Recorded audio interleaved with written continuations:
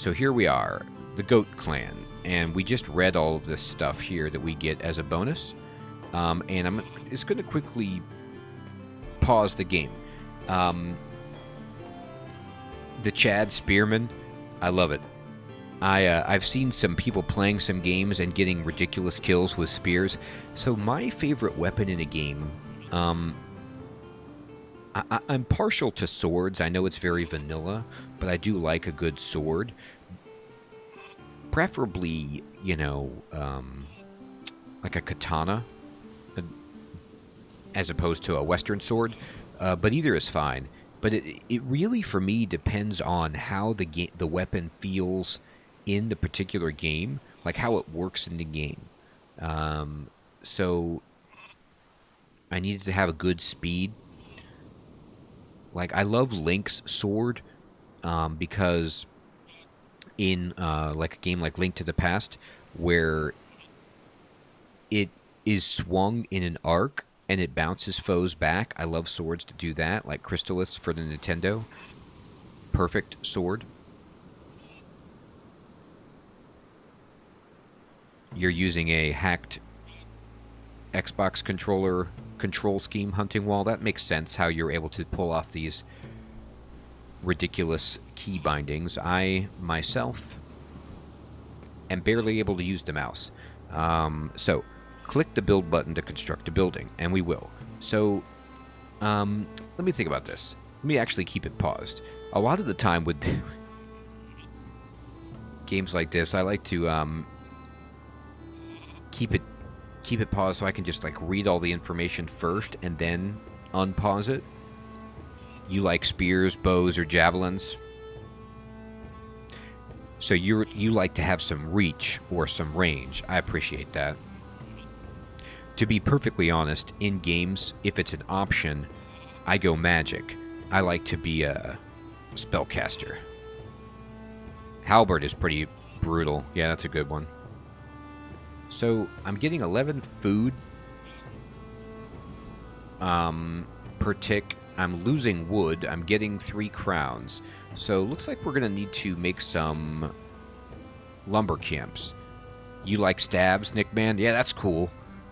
The old quarterstaff or the bow staff, Donatello style. I like it. Now, I have a population of 4, and I can go up to 6. So I'm also going to need to build a house. But let me just try to get better at this game. So if I wanted to build something here, like for example, if I wanted to build a woodcutter's lodge, which I do, I believe let me pause it so I can show you guys this without the game ticking away. Down here, when you go to build something in the lower right, it tells you what you already have built in this area. So you have like, it's saying in this territory, which is the currently selected chunk of land that's surrounded by green or whatever color your clan is. I have 4 villagers. I have Halvard, who is like my hero, and I have 1 sheep. And there's also 1 building here, and it can take up to 5 buildings. So if I build the Woodcutter's Lodge, it will take up a building slot. And this is what crushed me before, was not understanding that each territory has a maximum number of buildings. So I need to choose more wisely which building I'm building in the territory to not overload it and keep this kind of trinity of resources balanced. I mean, happiness also counts, but you can't even build stuff to provide happiness if you don't have money and wood. And your people just don't make it if you don't have food. Hey, IBK! Good evening, my friend. Twitch just notified you?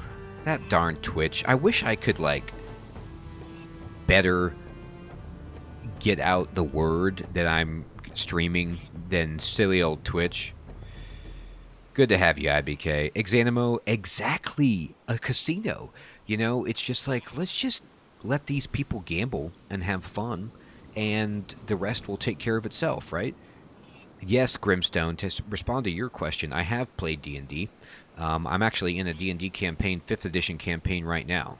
Love D&D. I've played it like pretty much since I was an early teenager and through my adult life.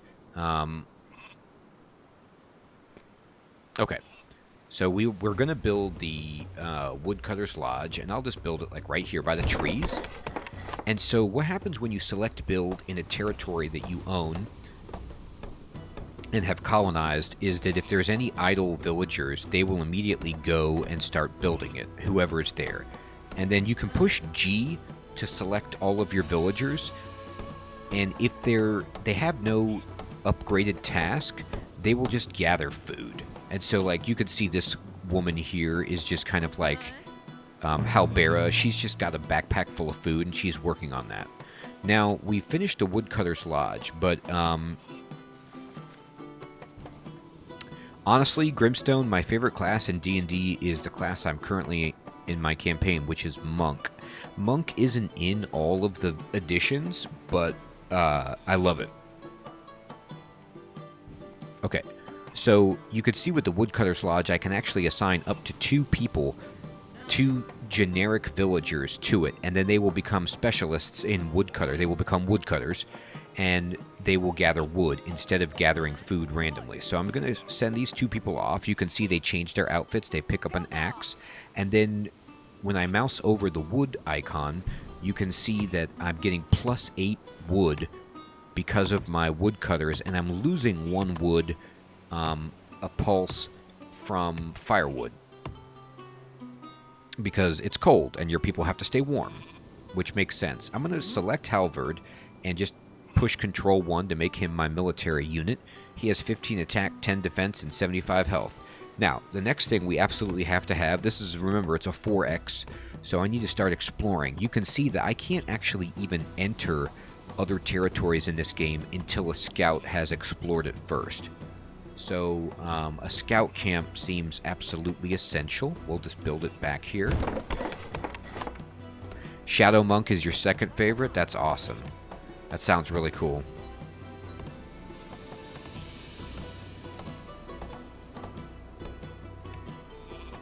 Alright. So now we have a scout camp going up. And I can just push G to select all of my villagers, and then just right-click the scout camp building, and then somebody will just run to it. Actually, 2 people will run to it, because it will take 2. And then they're going to go become scouts. And the way that scouts work in this game is they auto-explore. So you can see they're both standing here, like, looking around, and this dial is filling up. And when it does, then we can see what is in this uncolonized territory. Now, there's wolves here, which stinks. So I got to send my military guy over here to kill them. Oh, cool. Yeah, I played a paladin for a long time, Neo, so I was a little bit of tanky, a little bit of healy.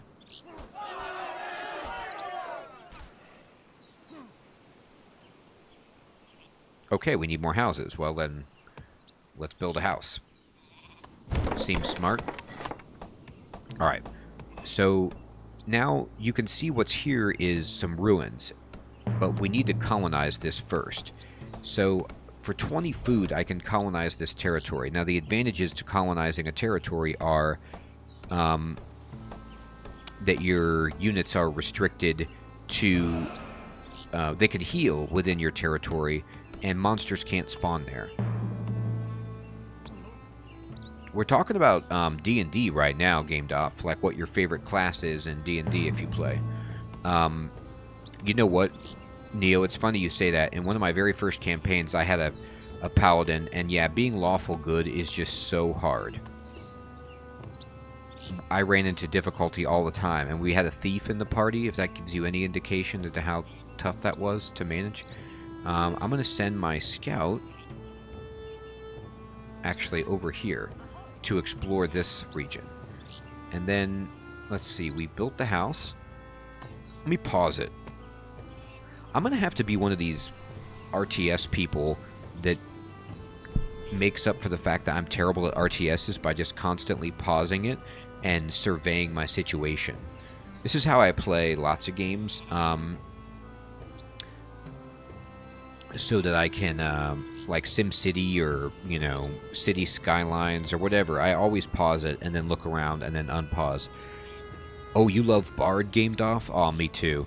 I love the fact that you're just like, singing and buffing everybody, playing your musical instrument and inspiring people. Yeah, Bard is ridiculous. They can do a little bit of everything. A little bit of magic, a little bit of thievery. They're awesome. You betrayed your team because the main enemy paid you to? Oh, Grimstone. I love it. That makes for a nice, rich campaign. Everyone's looking across the table at you like, you did this. Okay. So this new area is defended by enemies, and we need to start building warriors. We only have, right now, our hero to kind of fight. Now, if you look down here at the map, you can start to see what, by the icons, like what's available. So these territories over here have a hunting region, and then there's a fishing region, and then these runic symbols indicate there's a place to get lore. And if I haven't explained yet, lore is in the upper right corner, and it's basically like your technology. So as you get lore, you can start to unlock your tech tree and improve certain areas of your civilization or your clan's production, whether that be mining, weaponsmithing, or fighting. Axes. Actually, that's wood cutting. Anyway, you get the general idea. So, I'm losing food. And what that means is I need to immediately capture a territory where I can get more food, like this one. But we first need to get rid of the bad guys. So I need to build a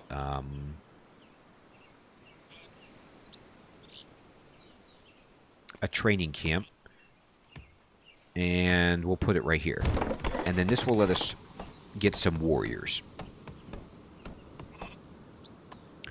Now, if you build something in an area that has an idle villager, they will rush over to build it. But this is something that I want to just tell you all, as I'm getting, I'm new at this game. If you select to build something in a territory which you've colonized so you can build something there, but you don't have any idle villagers, no one will actually go and build that. I gotta kill this wolf.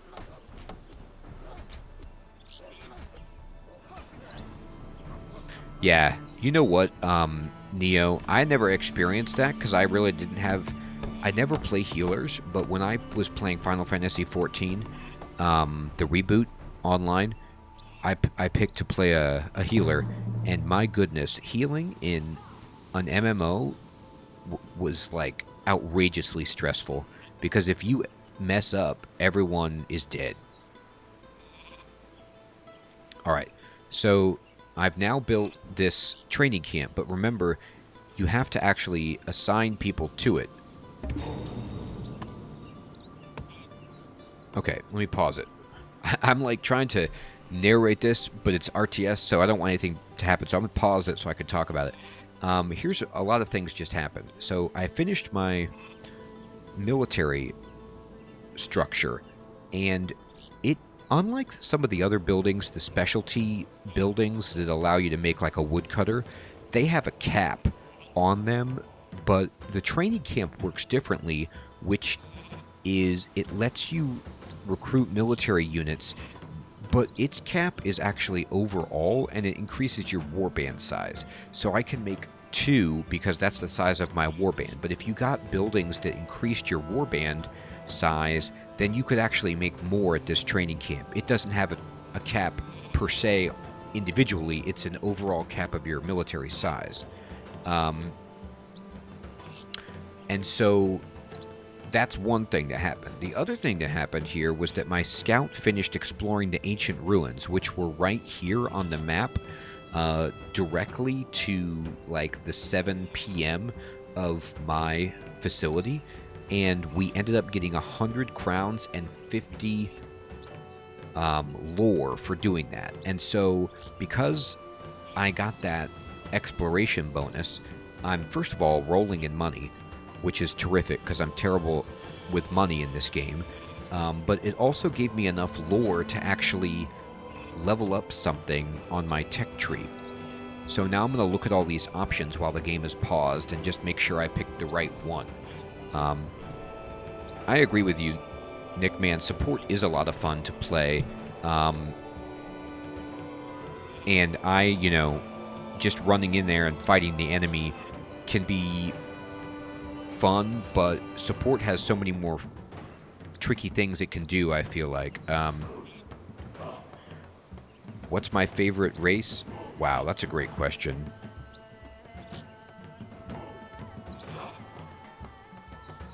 Well, I'll tell you what. I'll answer that question by a sort of obfuscation.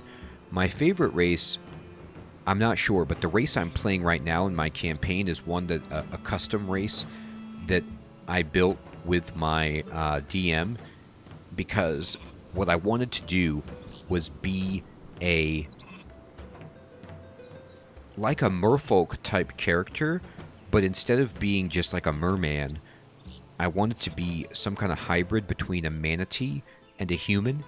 So I'm just this like walking manatee character, and I'm like 7 feet tall and 500 pounds, and I'm a monk. Love this character. It's hilarious. So I'm having fun with it right now. I have played Civ 6 Gamed Off. I have both expansions for it. I really enjoy it. I might actually stream that sometime. I've streamed it in the past. I could play a new one for sure. That's hilarious, Neo. Role-playing as a not smart race. I love it.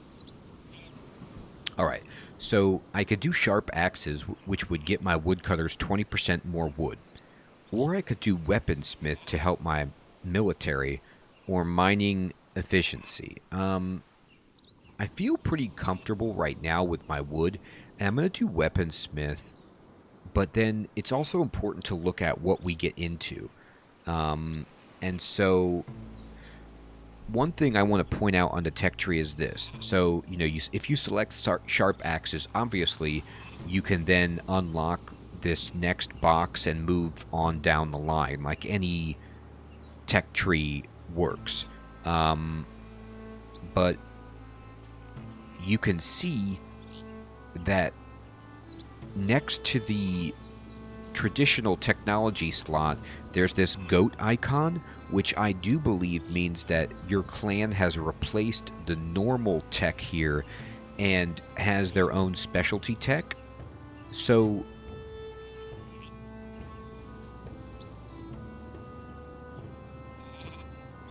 I'm actually going to take sharp axes because there's 2 specialty techs right here, and generally in games like your clan specific technologies are better, but not all the time. Well, I guess you're right. I do get barricades. I think you're right, Grimstone. We need to just clear the area. So that's what I was going to take, but then I thought about this. But then barricades is really, really good, and so is fur coats. So I'll take weaponsmith. But I can't because I have to unpause it. My favorite Civ 6 leader? Boy, that's a good question.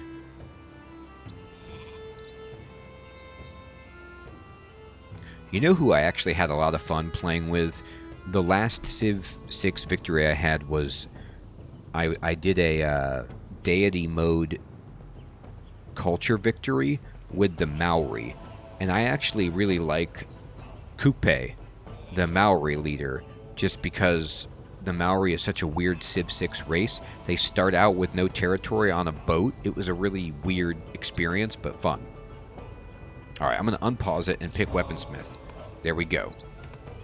And then now I'm going to pause it again. And my lore is down to 27, and to get to the next tech I need 100. Okay. And I'm going to pause it, unpause it, and I'm going to select... Oh, what's this? Lo, a Valkyrie. Methinks Odin's maid could help us defeat our enemies. Ooh, there's Valkyries over here. Yeah, I need Valkyries horribly. Wait, my lord, I'm afraid something is wrong with these ones. Oh no, are these undead Valkyrie? Oh, indeed, what a tragedy. It seems these fair creatures have been tainted by some corrupt influence. Great, so it's evil, undead Valkyrie that are going to just destroy me.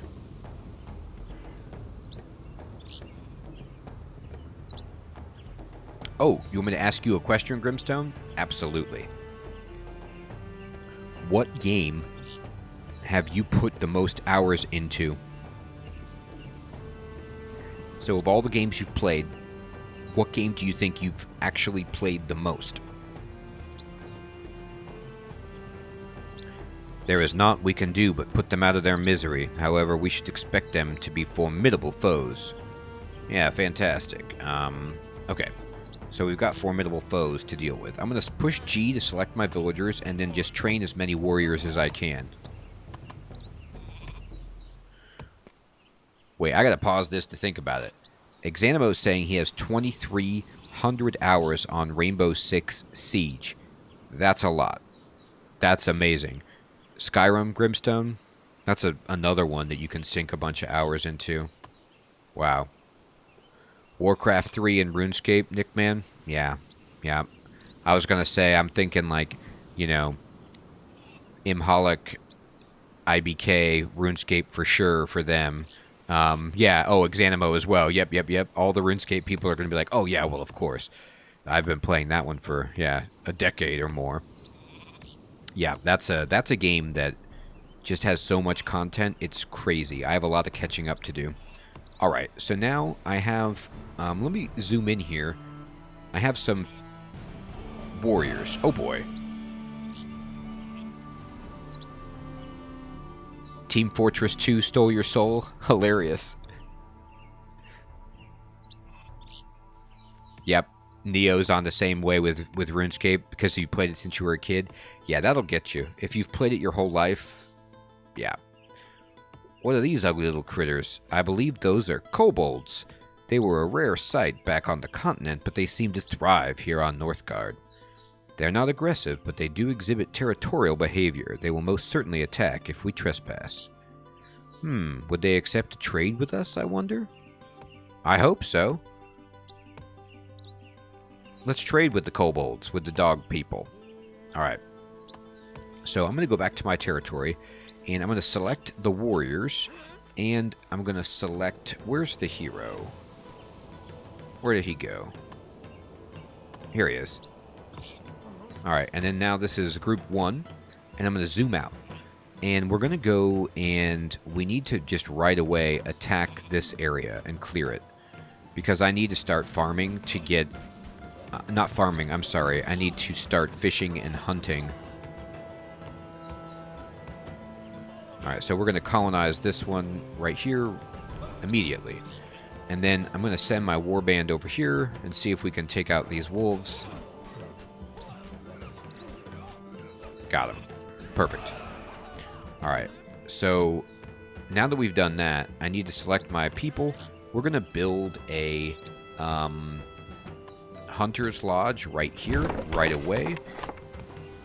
We're going to build a house right there. We got to stock up before the winter. More cooperative than some kobolds. Exactly. Snack. Some kobolds don't want to trade. A game that I played for a few minutes and stopped because I felt like it wasn't for me? Oh yeah. That's a great question. I'm going to pause it to think about that, Exanimo. I don't think you get any resources for killing the wolves. Like, maybe it'd be sweet if you got, like, some food or something else, but I think you just clear them out so that they don't occupy the territory.